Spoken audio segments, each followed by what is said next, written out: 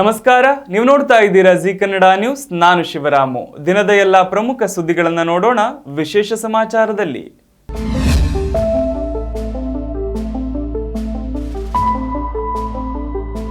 Nepal Tibet ಗಡಿ ಪ್ರದೇಶದಲ್ಲಿ ಸಂಭವಿಸಿದ ಭೀಕರ ಹಠಾತ್ ಪ್ರವಾಹದಿಂದ ಮೃತಪಟ್ಟವರ ಸಂಖ್ಯೆ 469ಕ್ಕೆ ಏರಿಕೆಯಾಗಿದೆ. ಇನ್ನೂ 1400ಕ್ಕೂ ಹೆಚ್ಚು ಮಂದಿ ನಾಪತ್ತೆಯಾಗಿದ್ದು, ಅವರಲ್ಲಿ 290 ಮಂದಿ ಭಾರತೀಯರು ಎಂದು ವರದಿಯಾಗಿದೆ. ರಕ್ಷಣಾ ತಂಡಗಳು ಕೆಸರು ಹಾಗೂ ಅವಶೇಷಗಳ ನಡುವೆ ಸಿಲುಕಿರುವವರಿಗಾಗಿ ತೀವ್ರ ಶೋಧ ಕಾರ್ಯ ನಡೆಸುತ್ತಿವೆ. ಇದೇ ವೇಳೆ ಮತ್ತೊಂದು ಪ್ರವಾಹದ ಆತಂಕವೂ ಎದುರಾಗಿದೆ. ಮೃತಪಟ್ಟ 469 ಮಂದಿಯಲ್ಲಿ 389 ಮಂದಿ ನೇಪಾಳದಲ್ಲಿ ಹಾಗೂ ಉಳಿದವರು ನೆರೆಯ ಟಿಬೆಟ್ನಲ್ಲಿ ಮೃತಪಟ್ಟಿದ್ದಾರೆಂದು ತಿಳಿದು ಬಂದಿದೆ. ನೇಪಾಳ ಪೊಲೀಸ್ ಇಲಾಖೆ ನೀಡಿರುವ ಮಾಹಿತಿಯಂತೆ ಹೆಲಿಕಾಪ್ಟರ್ಗಳ ಮೂಲಕ 50 ವಿದೇಶಿಯರು ಸೇರಿದ ಹಾಗೆ 796 ಮಂದಿಯನ್ನ ಪ್ರವಾಹ ಪೀಡಿತ ಪ್ರದೇಶಗಳಿಂದ ರಕ್ಷಿಸಲಾಗಿದೆ ಮತ್ತು 796 ಮಂದಿಯನ್ನ ಭೂಮಾರ್ಗದ ಮೂಲಕ ಸುರಕ್ಷಿತ ಸ್ಥಳಗಳಿಗೆ ಸ್ಥಳಾಂತರಿಸಲಾಗಿದೆ. ನೇಪಾಳ ಟಿಬೆಟ್ ಗಡಿ ಸಮೀಪ ಹಿಮನದಿ ಕುಸಿತದಿಂದ ಸಂಭವಿಸಿದ ಹಿಮಬಂಡೆಗಳ ಭಾರೀ ಕುಸಿತವೇ ಈ ದುರಂತಕ್ಕೆ ಕಾರಣವಾಗಿರಬಹುದು ಎಂದು ಅಧಿಕಾರಿಗಳು ತಿಳಿಸಿದ್ದಾರೆ. ಈ ಘಟನೆಯ ಬಳಿಕ ಅಪಾರ ಪ್ರಮಾಣದ ನೀರು, ಕೆಸರು ಮತ್ತು ಅವಶೇಷಗಳ ಮಧ್ಯ ನೇಪಾಳದತ್ತ 5 ಪಟ್ಟಣಗಳು ಹಾಗೂ ಗ್ರಾಮಗಳನ್ನು ನಾಶಪಡಿಸಿವೆ. ಮನೆಗಳು, ವಾಹನಗಳು, ರಸ್ತೆಗಳು ಮತ್ತು ಸೇತುವೆಗಳು ಕೊಚ್ಚಿ ಹೋಗಿದ್ದು, ಜಲವಿದ್ಯುತ್ ಯೋಜನೆಗಳಿಗೂ ಭಾರೀ ಹಾನಿಯಾಗಿದೆ. ನೇಪಾಳದಲ್ಲಿ ಸಂಭವಿಸಿದ ಭೀಕರ ಹಠಾತ್ ಪ್ರವಾಹದ ಬಳಿಕ 290 ಭಾರತೀಯರು ಇನ್ನೂ ಸಂಪರ್ಕಕ್ಕೆ ಸಿಗುತ್ತಿಲ್ಲ ಎಂದು ವಿದೇಶಾಂಗ ವ್ಯವಹಾರಗಳ ಸಚಿವಾಲಯ ತಿಳಿಸಿದೆ. ಇದೇ ವೇಳೆ ಕೈಲಾಸ ಮಾನಸ ಸರೋವರ ಯಾತ್ರೆ ಕೈಗೊಂಡಿರುವ ಸುಮಾರು 200 ಭಾರತೀಯರು ಸುರಕ್ಷಿತ ಸ್ಥಳಾಂತರಕ್ಕೆ ನೆರವು ಕೋರಿದ್ದಾರೆ. ವಿದೇಶಾಂಗ ಸಚಿವಾಲಯದ ವಕ್ತಾರ ರಣಧೀರ್ ಜೈಸ್ವಾಲ್ ಮಾತನಾಡಿ, ಸಂಪರ್ಕಕ್ಕೆ ಸಿಗದವರಲ್ಲಿ ಜಲವಿದ್ಯುತ್ ಯೋಜನೆಗಳಲ್ಲಿ ಕೆಲಸ ಮಾಡುತ್ತಿರುವವರು, ಪ್ರವಾಸಿಗರ ಗುಂಪುಗಳು ಹಾಗೂ ವಿವಿಧ ರಾಜ್ಯಗಳ ಯಾತ್ರಿಕರು ಸೇರಿದ್ದಾರೆ ಎಂದು ತಿಳಿಸಿದರು. ಸದ್ಗುರು ಅವರ ಈಶಾ ಫೌಂಡೇಶನ್ನ ದೊಡ್ಡ ಗುಂಪೊಂದು ಕೂಡ ಇನ್ನೂ ಸಂಪರ್ಕಕ್ಕೆ ಬಂದಿಲ್ಲ ಎಂದು ತಿಳಿಸಿದ್ದಾರೆ. ನೇಪಾಳದ ತ್ರಿಶೂಲಿ 1 ಜಲವಿದ್ಯುತ್ ಯೋಜನೆಯಲ್ಲಿ ಕೆಲಸ ಮಾಡುತ್ತಿದ್ದ 63 ಕಾರ್ಮಿಕರು ಹಾಗೂ ತಮಿಳುನಾಡಿನ 21 ಭಾರತೀಯರನ್ನ ಈಗಾಗಲೇ ರಕ್ಷಿಸಲಾಗಿದೆ. ಆದರೆ ಚೀನಾ ಭಾಗದಲ್ಲೂ ಹಲವು ಭಾರತೀಯರು ಇನ್ನೂ ಸಿಲುಕಿಕೊಂಡಿದ್ದಾರೆ. ಸಂಪರ್ಕಕ್ಕೆ ಸಿಗದ 290 ಭಾರತೀಯರಲ್ಲಿ ತ್ರಿಶೂಲಿ 1 ವಿದ್ಯುತ್ ಯೋಜನೆಯ ಕಾರ್ಮಿಕರು ಹಾಗೂ ತಮಿಳುನಾಡು, ಪಶ್ಚಿಮ ಬಂಗಾಳ, ಕೇರಳ ಸೇರಿದಂತೆ ಹಲವು ರಾಜ್ಯಗಳಿಂದ ಕೈಲಾಸ ಮಾನಸ ಸರೋವರ ಯಾತ್ರೆ ಮತ್ತು ಇತರ ಉದ್ದೇಶಗಳಿಗಾಗಿ ನೇಪಾಳಕ್ಕೆ ತೆರಳಿದ್ದವರು ಸೇರಿದ್ದಾರೆಂದು ತಿಳಿಸಿದ್ದಾರೆ. ಭಾರತೀಯ ಅಧಿಕಾರಿಗಳು, ನೇಪಾಳದ ಅಧಿಕಾರಿಗಳು, ರಾಜ್ಯ ಸರ್ಕಾರಗಳು, ಪ್ರವಾಸ ಆಯೋಜಕರು ಹಾಗೂ ಯೋಜನಾ ಅಧಿಕಾರಿಗಳೊಂದಿಗೆ ನಿರಂತರ ಸಮನ್ವಯ ಸಾಧಿಸಿ ಸಂಪರ್ಕಕ್ಕೆ ಸಿಗದ ಭಾರತೀಯರನ್ನ ಪತ್ತೆ ಹಚ್ಚಲು ಪ್ರಯತ್ನಿಸುತ್ತಿದ್ದಾರೆ. ಪ್ರವಾಹ ಪೀಡಿತ ಪ್ರದೇಶಗಳಲ್ಲಿನ ಸಂಪರ್ಕ ವ್ಯವಸ್ಥೆಗಳು ಸಂಪೂರ್ಣವಾಗಿ ಹದಗೆಟ್ಟಿರುವುದರಿಂದ ನಾಪತ್ತೆಯಾಗಿರುವವರನ್ನ ಸಂಪರ್ಕಿಸುವುದು ಕಷ್ಟಕರವಾಗಿದೆ ಎಂದು ವಿದೇಶಾಂಗ ಸಚಿವಾಲಯ ತಿಳಿಸಿದೆ. ಭಾರತವು ಪರಿಹಾರ ಸಾಮಗ್ರಿಗಳನ್ನು ಹೊತ್ತ 2 ವಾಹನಗಳನ್ನು ನೇಪಾಳಕ್ಕೆ ಕಳುಹಿಸಿದ್ದು, ನೇಪಾಳದ ಅಧಿಕಾರಿಗಳೊಂದಿಗೆ ರಕ್ಷಣಾ ಮತ್ತು ಸ್ಥಳಾಂತರ ಕಾರ್ಯಾಚರಣೆಗಳ ಸಮನ್ವಯ ಸಾಧಿಸುತ್ತಿದೆ ಅಂತ ಅವರು ತಿಳಿಸಿದ್ದಾರೆ. ಭೋಟೆಕೋಶಿ ನದಿ ವ್ಯವಸ್ಥೆಯ ಮೂಲ ಪ್ರದೇಶದ ಸಮೀಪ ಹೊಸದೊಂದು ತಡೆ ಸರೋವರ ನಿರ್ಮಾಣವಾಗಿರುವುದರಿಂದ ಕೆಳಭಾಗದಲ್ಲಿ ಮತ್ತೊಂದು ಪ್ರವಾಹದ ಅಪಾಯ ಎದುರಾಗಿದೆ. ಈ ನೈಸರ್ಗಿಕ ತಡೆ ಒಡೆದರೆ ನದಿಯಲ್ಲಿ ಮತ್ತೊಂದು ಭಾರೀ ನೀರಿನ ಅಲೆ ಉಂಟಾಗಿ ಕೆಳಭಾಗದ ಪ್ರದೇಶಗಳಿಗೆ ಅಪಾಯ ಎದುರಾಗಬಹುದು ಎಂದು ಅಧಿಕಾರಿಗಳು ಎಚ್ಚರಿಸಿದ್ದಾರೆ. ಭಾರೀ ಪ್ರಮಾಣದ ಅವಶೇಷಗಳು ಕಣಿವೆಯಲ್ಲಿನ ನೀರಿನ ಹರಿವಿಗೆ ತಡೆಯೊಡ್ಡಿರುವುದರಿಂದ ಮತ್ತೊಂದು ಪ್ರವಾಹ ಉಂಟಾಗುವ ಆತಂಕ ಮುಂದುವರೆದಿದೆ. ದುರಂತದ ಪ್ರಮಾಣ ಮತ್ತಷ್ಟು ಹೆಚ್ಚಾಗುವ ಆತಂಕ ಎದುರಾಗಿದೆ. ಪ್ರವಾಹದ ಸ್ಥಳದಲ್ಲಿ ನದಿ ಹರಿವು ತಡೆಯಲ್ಪಟ್ಟ ಪರಿಣಾಮ ಹೊಸದಾಗಿ ನಿರ್ಮಾಣವಾಗಿರುವ ಸರೋವರದ ನೀರಿನ ಮಟ್ಟವೂ ಏರುತ್ತಿದೆ ಎಂದು ವರದಿಯಾಗಿದೆ. ಸರೋವರ ಒಡೆದು ಭಾರೀ ಪ್ರಮಾಣದ ನೀರು ಹೊರಬೀಳುವ ಸಾಧ್ಯತೆಯ ಬಗ್ಗೆ ನೇಪಾಳದ ವಿಪತ್ತು ನಿರ್ವಹಣಾ ಅಧಿಕಾರಿಗಳು ಎಚ್ಚರಿಕೆ ನೀಡಿದ್ದಾರೆ. ಹೀಗಾಗಿ ನದಿ ದಡಗಳಿಂದ ದೂರವಿರುವಂತೆ ಸ್ಥಳೀಯರು ಹಾಗೂ ರಕ್ಷಣಾ ಸಿಬ್ಬಂದಿಗೆ ಸೂಚಿಸಲಾಗಿದೆ. ಕಠ್ಮಂಡುವಿನಲ್ಲಿರುವ ಹವಾಮಾನ ಮತ್ತು ಪರಿಸರ ಅಪಾಯ ವಿಭಾಗ ನೇಪಾಳ ಚೀನಾ ಗಡಿಭಾಗದ ನದಿಯಲ್ಲಿ ಇನ್ನೂ ತಡೆ ಉಂಟಾಗಿರುವುದರಿಂದ 2ನೇ ಪ್ರವಾಹ ಸಂಭವಿಸುವ ಸಾಧ್ಯತೆ ಇದೆ ಎಂದು ಎಚ್ಚರಿಸಿದೆ. ನೇಪಾಳದ ಪ್ರವಾಹ ಮುನ್ಸೂಚನಾ ವಿಭಾಗವು ವಿಶೇಷ ಸೂಚನೆ ಹೊರಡಿಸಿ ಭೂಕುಸಿತದಿಂದ ಉಂಟಾದ ಅವಶೇಷಗಳ ಹಿಂದೆ ನೀರು ಸಂಗ್ರಹವಾಗಿ ಸರೋವರದ ಗಾತ್ರ ಹೆಚ್ಚಿರುವುದಾಗಿ ತಿಳಿಸಿದೆ. ಜನರು ಅತ್ಯಂತ ಎಚ್ಚರಿಕೆಯಿಂದ ಇರುವಂತೆ ಸೂಚಿಸಲಾಗಿದೆ. ನೇಪಾಳದಲ್ಲಿ ಸಂಭವಿಸಿದ ಭೀಕರ ಪ್ರವಾಹದಲ್ಲಿ ನಾಪತ್ತೆಯಾದವರ ಕೆಲ ಶವಗಳು ಇದೀಗ ಉತ್ತರ ಪ್ರದೇಶಕ್ಕೂ ನದಿಯಲ್ಲಿ ಕೊಚ್ಚಿಕೊಂಡು ಬಂದಿದ್ದು, ಅಧಿಕಾರಿಗಳು 3 ಶವಗಳನ್ನು ಹೊರತೆಗೆದಿದ್ದಾರೆ. ಪ್ರವಾಹ ಪೀಡಿತ ನೇಪಾಳದಿಂದ ನೀರಿನ ರಭಸಕ್ಕೆ ಕೊಚ್ಚಿಕೊಂಡು ಬಂದಿರುವ ಶಂಕೆ ಇರುವ 3 ಮೃತದೇಹಗಳು, 2 ಮಹಿಳೆಯರ ಶವಗಳು ಸೇರಿದ ಹಾಗೆ ಉತ್ತರ ಪ್ರದೇಶದ ಮಹಾರಾಜ್ಗಂಜ್ ಜಿಲ್ಲೆಯ ಗಂಡಕ್ ನದಿಯಲ್ಲಿ ಗುರುವಾರ ಪತ್ತೆಯಾಗಿವೆ ಎಂದು ಅಧಿಕಾರಿಗಳು ತಿಳಿಸಿದ್ದಾರೆ. ಗಂಡಕ್ ನದಿ ಹಾಗೂ ಅದರ ಸುತ್ತಮುತ್ತಲಿನ ಪ್ರದೇಶಗಳಲ್ಲಿ ನಿಗಾ ವಹಿಸುತ್ತಿದ್ದ ಸಶಸ್ತ್ರ ಸೀಮಾ ಅನಾಬಲ. ಎಸ್ಎಸ್ಪಿ ತಂಡಕ್ಕೆ ನೀರಿನ ಭಾರೀ ಸೆಳೆತದಲ್ಲಿ ಮೃತದೇಹಗಳು ತೇಲಿ ಬರುತ್ತಿರುವುದು ಕಾಣಿಸಿಕೊಂಡಿದೆ. ತಕ್ಷಣ ಕಾರ್ಯಾಚರಣೆ ನಡೆಸಿದ ಎಸ್ಎಸ್ಬಿ ಸಿಬ್ಬಂದಿ ಮೋಟಾರ್ ಬೋಟ್ ಬಳಸಿ 3 ಮೃತದೇಹಗಳನ್ನು ನದಿಯಿಂದ ಹೊರತೆಗೆದಿದ್ದಾರೆ. ಬಳಿಕ ಮೃತದೇಹಗಳನ್ನು ಜಿಲ್ಲಾ ಕೇಂದ್ರದಲ್ಲಿರುವ ಶವಾಗಾರಕ್ಕೆ ರವಾನಿಸಲಾಗಿದೆ. ಮೃತದೇಹಗಳ ಗುರುತು ಇನ್ನೂ ಪತ್ತೆಯಾಗಿಲ್ಲ. ಮೃತರ ಗುರುತು ಖಚಿತಪಡಿಸಿಕೊಳ್ಳಲು ಅಗತ್ಯ ಪ್ರಕ್ರಿಯೆಗಳನ್ನು ಅಧಿಕಾರಿಗಳು ಆರಂಭಿಸಿದ್ದಾರೆ.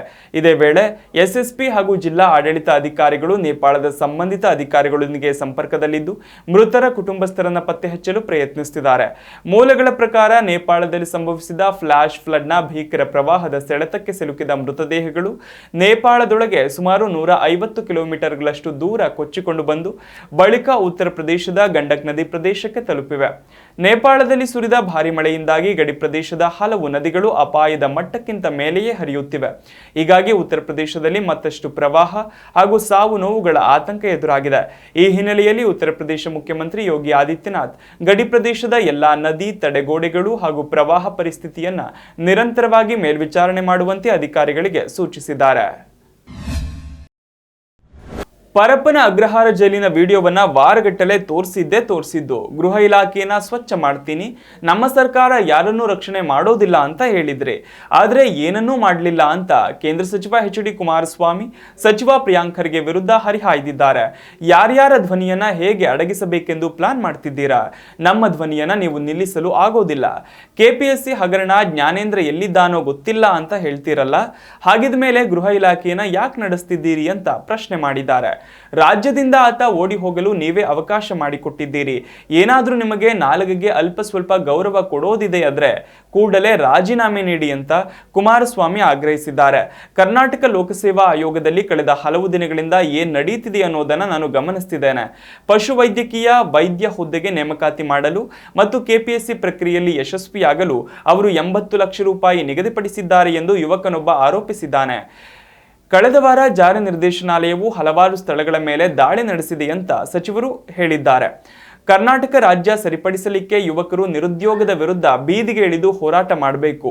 ಸರ್ಕಾರದ ವಿರುದ್ಧ ಹೋರಾಟಕ್ಕೆ ಯುವಕರಿಗೆ ಕುಮಾರಸ್ವಾಮಿ ಈ ಮೂಲಕ ಕರೆ ನೀಡಿದ್ದಾರೆ. ಇನ್ನು ಆರ್ಎಸ್ಎಸ್ ಮೆರವಣಿಗೆಯಲ್ಲಿ ಭಾಗವಹಿಸಿದ್ದಕ್ಕಾಗಿ ಅಧಿಕಾರಿಗಳ ಅಮಾನತಿಗೆ ಪ್ರತಿಕ್ರಿಯಿಸಿದ ಅವರು, ಅದು ವಿಷಯ ಅಲ್ಲ. ಆರ್ಎಸ್ಎಸ್ ಮೆರವಣಿಗೆಯಲ್ಲಿ ಭಾಗವಹಿಸುವ ಮೂಲಕ ಅವರು ಯಾವ ಪ್ರಮುಖ ತಪ್ಪನ್ನ ಮಾಡಿದ್ದಾರೆ? ಅವರು ರಾಜ್ಯಕ್ಕೆ ಹಾನಿ ಮಾಡ್ತಿಲ್ಲ. ಆರ್ಎಸ್ಎಸ್ ಸಭೆಗೆ ಹಾಜರಾಗೋದ್ರಿಂದ ಯಾವುದೇ ಹಾನಿಯಾಗಿದೆಯಾ? ಕರ್ನಾಟಕದಲ್ಲಿ ಯಾವುದೇ ಹಿಂಸಾಚಾರ ನಡೆದಿಲ್ಲ ಅಂತ ಪ್ರಶ್ನೆ ಮಾಡಿದ್ದಾರೆ. ಪ್ರತಿನಿತ್ಯ ಆರ್ಎಸ್ಎಸ್ ಬಗ್ಗೆ ಮಾತನಾಡೋ ಬದಲು ರಾಜ್ಯದ ಸಮಸ್ಯೆಗಳ ಬಗ್ಗೆ ಗಮನ ಹರಿಸಿ ಅಂತ ಸಚಿವ ಪ್ರಿಯಾಂಕ್ ಖರ್ಗೆಗೆ ಕೇಂದ್ರ ಸಚಿವ ಕುಮಾರಸ್ವಾಮಿ ಸಲಹೆ ನೀಡಿದ್ದಾರೆ. ಅಧಿಕಾರಿಗಳು ತಮ್ಮ ಎಲ್ಲ ನಿರ್ಧಾರಗಳು ಹಾಗೂ ಕಾರ್ಯಗಳಲ್ಲಿ ಸಾರ್ವಜನಿಕ ಹಿತಾಸಕ್ತಿಯನ್ನ ಕೇಂದ್ರದಲ್ಲಿರಿಸಿಕೊಳ್ಳಬೇಕು ಎಂದು ಬೆಂಗಳೂರು ಅಭಿವೃದ್ಧಿ ಸಚಿವ ಕೃಷ್ಣ ಬೈರೇಗೌಡ ಕರೆ ನೀಡಿದ್ದಾರೆ. ಬೆಂಗಳೂರಿನ ಅಭಿವೃದ್ಧಿಗೆ ವೃತ್ತಿಪರ ಪ್ರಾಮಾಣಿಕತೆ, ಬಲಿಷ್ಠ ವ್ಯವಸ್ಥೆಗಳು ಹಾಗೂ ಉತ್ತಮ ಆಡಳಿತದ ಅಗತ್ಯವಿದೆ ಎಂದು ಅವರು ಪ್ರತಿಪಾದಿಸಿದ್ದಾರೆ. ಪರಿಶೀಲನಾ ಸಭೆಯಲ್ಲಿ ಅಧಿಕಾರಿಗಳನ್ನು ಉದ್ದೇಶಿಸಿ ಮಾತನಾಡಿದ ಕೃಷ್ಣ ಬೈರೇಗೌಡ, ತಮ್ಮ ಜ್ಞಾನ, ಅನುಭವ ಹಾಗೂ ಪರಿಣತಿಯನ್ನ ಬಳಸಿಕೊಂಡು ಉತ್ತಮ ಪರಿಹಾರಗಳನ್ನು ಕಂಡುಕೊಳ್ಳಬೇಕು ಮತ್ತು ಸಾರ್ವಜನಿಕ ಆಡಳಿತದ ಗುಣಮಟ್ಟವನ್ನು ಸುಧಾರಿಸಬೇಕು ಎಂದು ಹೇಳಿದ್ರು. ಸೂಕ್ತ ತಪಾಸಣೆ ಹಾಗೂ ನಿಯಂತ್ರಣ ವ್ಯವಸ್ಥೆಗಳು ಅತ್ಯಗತ್ಯವಾಗಿದ್ದು ನಾಗರಿಕರಿಗೆ ಅನುಕೂಲವಾಗುವ ಕೆಲಸಗಳನ್ನು ಕೈಗೊಳ್ಳುವುದೇ ಮುಖ್ಯ ಗುರಿಯಾಗಬೇಕು ಎಂದು ಅವರು ತಿಳಿಸಿದರು. ಎಂಜಿ ರಸ್ತೆಗೆ ಮತ್ತು ಕೊಳಗೇರಿ ಪ್ರದೇಶಕ್ಕೆ ವಾಣಿಜ್ಯ ತೆರಿಗೆ ಒಂದೇನಾ? ನನ್ನ ಮುಂದೆ ಅತಿಯಾದ ಜಾಣ್ಮೆ ತೋರಿಸಬೇಡಿ ಅಂತ ಅವರು ಜಿಬಿಎ ವ್ಯಾಪ್ತಿಯ 5 ನಿಗಮಗಳ ಪರಿಶೀಲನಾ ಸಭೆಯಲ್ಲಿ ಚಾಮರಾಜಪೇಟೆ ಕಂದಾಯ ಕಚೇರಿ ಅಧಿಕಾರಿಗಳನ್ನ ತರಾಟೆಗೆ ತೆಗೆದುಕೊಂಡ್ರು. ನನಗೆ ಯಾವುದೇ ವೈಯಕ್ತಿಕ ಹಿತಾಸಕ್ತಿಗಳಿಲ್ಲ. ಸಾರ್ವಜನಿಕ ಕೆಲಸಗಳು ಸರಿಯಾಗಿ ನಡೆಯಬೇಕು ಅನ್ನೋದಷ್ಟೇ ನನಗೆ ಮುಖ್ಯ. ಅಧಿಕಾರಿಗಳು ಕೈಗೊಳ್ಳುವ ಪ್ರತಿಯೊಂದು ನಿರ್ಧಾರವೂ ಅಂತಿಮವಾಗಿ ಉತ್ತಮ ಆಡಳಿತ ನೀಡಲು ಹಾಗೂ ಬೆಂಗಳೂರನ್ನ ಇನ್ನಷ್ಟು ಉತ್ತಮ ನಗರವನ್ನಾಗಿ ರೂಪಿಸಲು ನೆರವಾಗಬೇಕು ಎಂದು ಅವರು ತಿಳಿಸಿದರು. ತಮ್ಮ ಆಡಳಿತಾತ್ಮಕ ಜವಾಬ್ದಾರಿಗಳ ಅವಧಿಯಲ್ಲಿ ಇಲಾಖೆಗಳ ವ್ಯವಸ್ಥೆಯನ್ನು ಬಲಪಡಿಸುವ ಮತ್ತು ಅವುಗಳ ವಿಶ್ವಾಸಾರ್ಹತೆಯನ್ನು ಹೆಚ್ಚಿಸುವ ಸುಧಾರಣೆಗಳನ್ನು ಜಾರಿಗೆ ತರಲು ಪ್ರಯತ್ನಿಸಿರುವುದಾಗಿ ತಿಳಿಸಿದರು. ಸವಾಲಿನ ಜವಾಬ್ದಾರಿಗಳನ್ನು ವಹಿಸಿಕೊಳ್ಳುವ ಅಧಿಕಾರಿಗಳು ಆ ಜವಾಬ್ದಾರಿಗಳನ್ನು ಮತ್ತೊಬ್ಬರಿಗೆ ಹಸ್ತಾಂತರಿಸುವ ವೇಳೆಗೆ ತಮ್ಮ ಕಾರ್ಯವ್ಯಾಪ್ತಿಯಲ್ಲಿ ಅರ್ಥಪೂರ್ಣ ಸುಧಾರಣೆಗಳು ಗೋಚರಿಸುವಂತೆ ನೋಡಿಕೊಳ್ಳಬೇಕು ಎಂದು ಅವರು ತಿಳಿಸಿದರು. ಅಧಿಕಾರಿಗಳು ಹೆಮ್ಮೆ ಪಡುವಂತಹ ಹಾಗೂ ಸಮಾಜದ ಗೌರವ ಗಳಿಸುವಂತಹ ವ್ಯವಸ್ಥೆಗಳನ್ನು ನಿರ್ಮಿಸುವ ಅಗತ್ಯವಿದೆ ಅಂತ ಅವರು ಒತ್ತಿ ಹೇಳಿದರು. ಇದೇ ರೀತಿಯ ವಿಧಾನವನ್ನ ಬೆಂಗಳೂರಿನ ಅಭಿವೃದ್ಧಿಗೂ ಅನ್ವಯಿಸಿದ್ರೆ ಅಧಿಕಾರಿಗಳು ಮತ್ತು ಸಿಬ್ಬಂದಿಯ ಸಹಕಾರದಿಂದ ನಗರದಲ್ಲಿ ಅರ್ಥಪೂರ್ಣ ಹಾಗೂ ಶಾಶ್ವತ ಸುಧಾರಣೆಗಳನ್ನು ತರಲು ಸಾಧ್ಯ ಎಂದು ವಿಶ್ವಾಸ ವ್ಯಕ್ತಪಡಿಸಿದರು. ಬರ ಪರಿಸ್ಥಿತಿಗೆ ರಾಜ್ಯ ಸರ್ಕಾರ ವಿಳಂಬವಾಗಿ ಸ್ಪಂದಿಸುತ್ತಿದೆ ಎಂದು ವಿಧಾನಸಭೆಯ ಪ್ರತಿಪಕ್ಷ ನಾಯಕ ಆರ್ ಅಶೋಕ್ ತೀವ್ರ ವಾಗ್ದಾಳಿ ನಡೆಸಿದರು. ಇದೇ ವೇಳೆ ಸಚಿವ ಬಿ ನಾಗೇಂದ್ರ ಅವರು ತಕ್ಷಣ ರಾಜೀನಾಮೆ ನೀಡಬೇಕು ಎಂತಲೂ ಕೂಡ ಅವರು ಪುನರುಚ್ಚರಿಸಿದರು. ಈಗಾಗಲೇ ಬರಗಾಲ ಎಂದು ಗುರುತಿಸಿರುವ 101 ತಾಲೂಕುಗಳ ಬದಲಿಗೆ ರಾಜ್ಯದ 175 ತಾಲೂಕುಗಳನ್ನು ಬರಪೀಡಿತ ಎಂದು ಘೋಷಿಸಬೇಕು ಎಂದು ರಾಜ್ಯ ಸರ್ಕಾರವನ್ನ ಅವರು ಒತ್ತಾಯಿಸಿದ್ದಾರೆ. ಬರದಿಂದ ಸಂಕಷ್ಟಕ್ಕೆ ಒಳಗಾಗಿರುವ ರೈತರಿಗೆ ಪರಿಹಾರ ಒದಗಿಸುವ ನಿಟ್ಟಿನಲ್ಲಿ 1 ಲಕ್ಷ ರೂಪಾಯಿಯವರೆಗೆ ಕೃಷಿ ಸಾಲವನ್ನ ಮನ್ನಾ ಮಾಡಬೇಕು ಎಂದು ಅವರು ಆಗ್ರಹಿಸಿದ್ದಾರೆ. ಕುಡಿಯುವ ನೀರು ಪೂರೈಕೆ ಹಾಗೂ ಜಾನುವಾರುಗಳಿಗೆ ಅಗತ್ಯ ಪ್ರಮಾಣದ ನೀರು ಒದಗಿಸಲು ಪ್ರತಿ ತಾಲೂಕಿಗೆ 50 ಕೋಟಿ ರೂಪಾಯಿ ಅನುದಾನ ಮೀಸಲಿಡಬೇಕು ಅಂತ ಅಶೋಕ್ ಒತ್ತಾಯಿಸಿದ್ದಾರೆ. ಬರದಿಂದ ಬೆಳೆ ನಷ್ಟ ಅನುಭವಿಸಿರುವ ರೈತರಿಗೆ ಪ್ರತಿ ಎಕರೆಗೆ 50,000 ಪರಿಹಾರ ನೀಡಬೇಕು.